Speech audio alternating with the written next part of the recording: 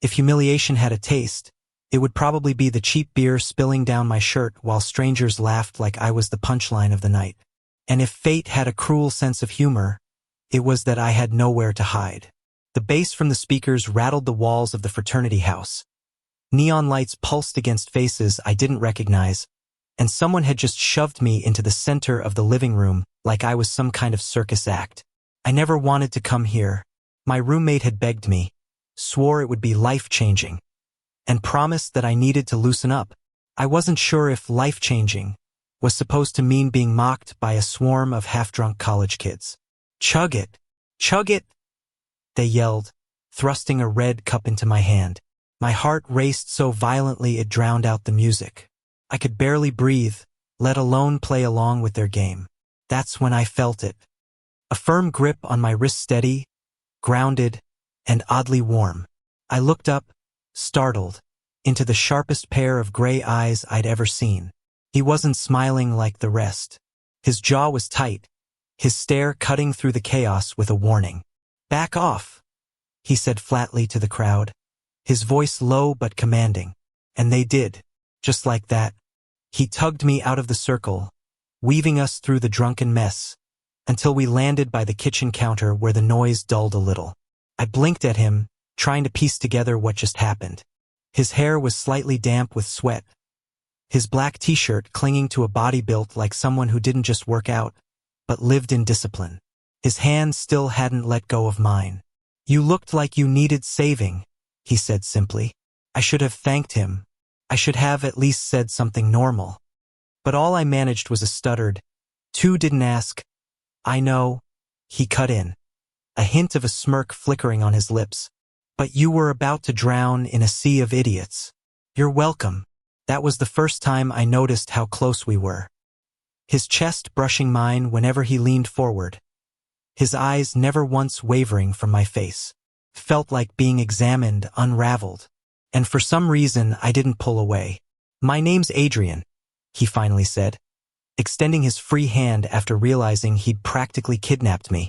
"Eli," I replied, my voice barely audible over the muffled music. Adrian. The name fit him too well, like someone who always swooped in at the exact moment you needed him, whether you liked it or not.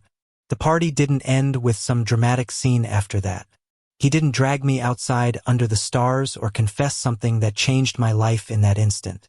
Instead, Adrian simply stuck by me the rest of the night. He blocked wandering hands that tried to pull me back into drinking games, gave me water when I looked dizzy, and most confusing of all, kept introducing me to random people as if we were together. "This is Eli," he'd say casually, slipping an arm around my shoulder like it belonged there. "My boyfriend." The first time I thought I misheard him. The second time I choked on my own spit.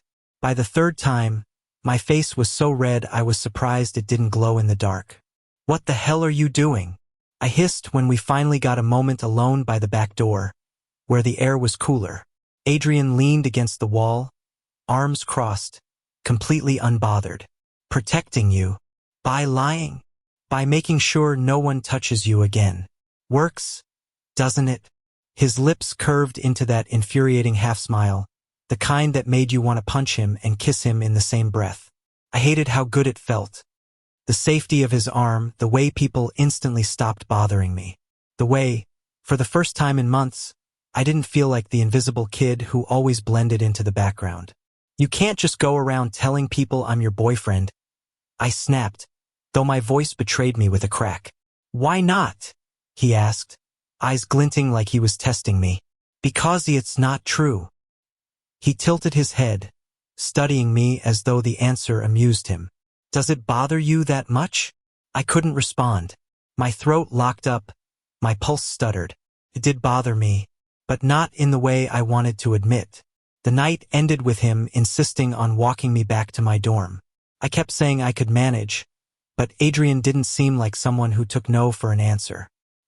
He walked with his hands in his pockets, steps lazy yet confident, while I kept glancing at him from the corner of my eye.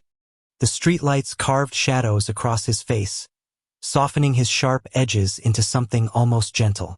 "So," he said eventually, "you hate parties too?" "I didn't hate them until tonight," I muttered. He chuckled. Fair. Though you looked like you were 1 second away from a panic attack in there. Not exactly your scene. Huh. I frowned, embarrassed that he noticed. Why do you even care? His answer was immediate. Because you looked like you needed someone. And there it was again. That unsettling mix of kindness and authority. As if he'd taken responsibility for me without asking. As if he knew something I didn't. When we reached the dorm, he stopped at the bottom of the steps. You're safe now, he said. And for a moment, it sounded less like a statement and more like a promise. I hesitated, unsure how to end the night, when he suddenly leaned in to kiss me, though my chest clenched as if bracing for it but to whisper. Next time someone gives you trouble, just tell them you already have me. And with that, Adrian walked away, leaving me staring after him with my heart pounding like I just stepped off a roller coaster. Sleep didn't come easy that night. Every time I closed my eyes, I saw his. The way they pinned me in place, the way his voice had carried that dangerous certainty. I barely knew him, yet he'd thrown my entire world off balance in a matter of hours. I told myself it was just adrenaline, just gratitude, nothing more. But when I woke up the next morning to a text from an unknown number, don't forget. Boyfriend. You owe me breakfast. I realized Adrian wasn't going to vanish like a fever dream. He'd inserted himself into my life. And somehow I wasn't sure if I wanted him out.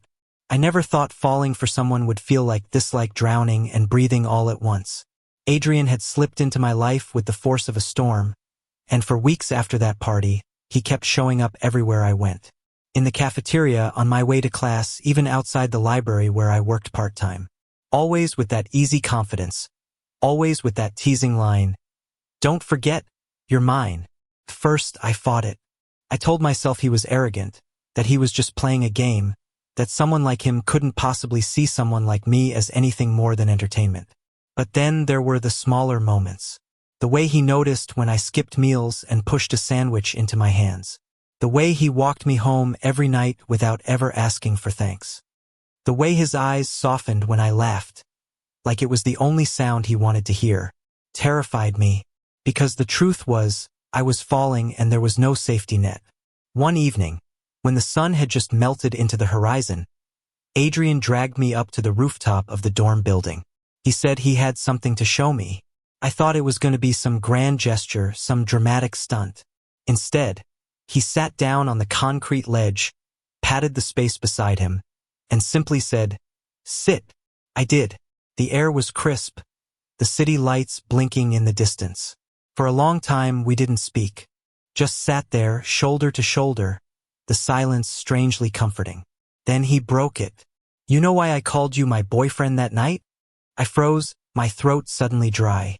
"Because you wanted to annoy me?" He laughed quietly. "Partly, but mostly because I needed people to back off. And the fastest way to make sure no one touched you again was to claim you." I turned to him, startled. "Claim me?" His jaw tightened, his gaze fixed on the skyline. "You looked scared, Eli, like you were trapped. And I hated it. I hated watching you get swallowed up by that crowd. Something in me just snapped. I couldn't let it happen." My heart thudded painfully against my ribs. He wasn't joking. For once, there was no smirk, no game. Just raw honesty. "Adrian," I whispered, not even sure what I was about to say.